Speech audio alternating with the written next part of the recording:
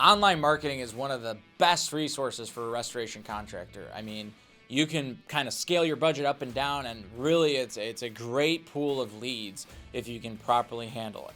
The problem is digital marketing providers that service the restoration industry don't speak the language of restorers, and it's actually very frustrating. It almost seems like they don't understand what we want. We just want leads. They're kind of bogging us down with all these metrics like, click-through rate and impression share and all these other things that really don't matter. So I experienced this myself firsthand. While growing our restoration company from my dad's garage to over 8 figures, one of the biggest things that we were able to finally master about 2 years in was digital marketing. And about $3 to $4 million a year worth of work came from online marketing efforts after we fired about 20 different marketing providers. What we realized was the problem was us and what we were holding our marketing providers accountable to. So in this video, I really want to show and share with you guys this 3-step process that I think you should take with your digital marketing providers and the patience that you should have, so that way you can do the same thing I did within your market. So phase number 1 is discovery. So we want to go out and pick a digital marketing provider. We can vet them based on who we feel like we have the best relationship with. And we need to find a digital marketing provider that can agree to go through the discovery phase with us. And what that looks like is, 1, they're going to set up the campaign, and they're going to tell you that they're going to set up things so that way they're tracked. And the number 1 thing we want to track is qualified leads. That's really all we care about. And a qualified lead, by definition, is somebody within your area that is looking for a service that you provide, right, that is willing to have you come out and give them some sort of estimate. That is the only thing that matters. It's the bottom of the funnel. I know that, PPC providers want to look at impression share and click-through rate, but that's their job. You need to be very clear with them and say, the only thing I care about is qualified leads, and here's what a qualified lead is. And the second thing that you need to be very clear about is you need to come up with a conclusion or a hypothesis of a budget that should be spent. Those are really those 2 things. And it does take 90 to 120 days to do this. So during this discovery phase, you are betting on that PPC provider that they could figure out the answer to those 2 questions. How much does a marketing qualified lead or a qualified lead cost us? And 2, what is a budget that works within that market? What I recommend is starting with a $5,000 to $7,000 a month budget and running that with that PPC provider for those 3 to 4 months.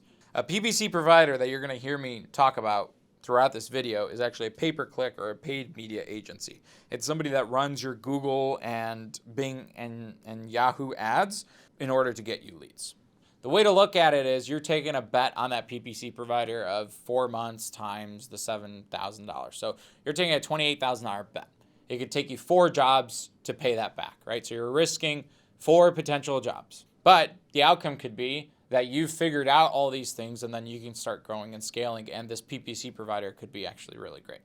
So the next phase is actually phase 2, which in my opinion is called scalability. So assuming that we got to spend the $5,000 to $7,000 budget, and within these 3 to 4 months, we've found that an average lead costs us $500 or $400, and it's been consistent throughout those months. Now what we're going to want to test is, as we scale up and as we spend more, does that actually change? Basically, what we tell our PPC provider at that point is, okay, great, thanks. We have a $7,000 a month budget, and the average cost is $500 a lead. Let's now double our budget and spend $14,000 and see what happens.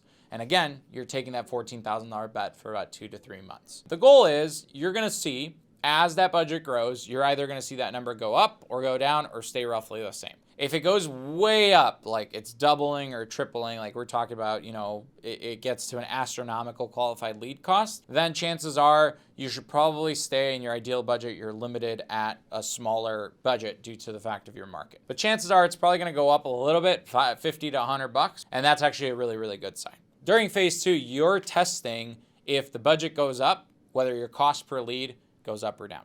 Again, it's very important to know that all you're looking for is the number of qualified leads that come to your business, because that's the only thing that PPC provider can control. A lot of times we look at ROI and how much dollars in the door, physical dollars, our PPC provider brought in.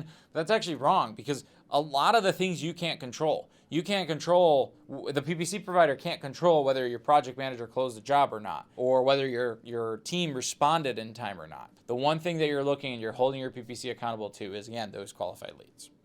So the formula to work your way backwards through all of this is actually the number of marketing qualified leads needed is equal to your online marketing sales goal divided by your average job size divided by your closing rate. So essentially the number of leads that you need is, how much money do you want to make? You divide that by the number of the average job size or how much your average job size is. And then you also have to take into account what percentage of the leads you get do you actually close. All right, so phase 3 is actually acceleration.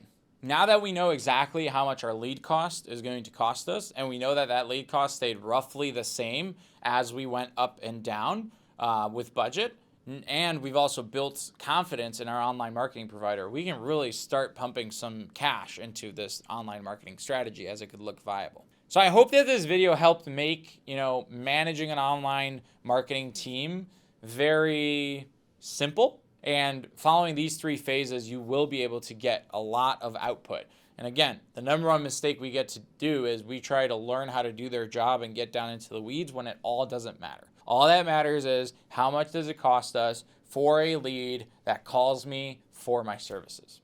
If you like this content and you want to follow more, hit the subscribe button down below or the like and comment button. I would love to hear on what feedback you guys have for us.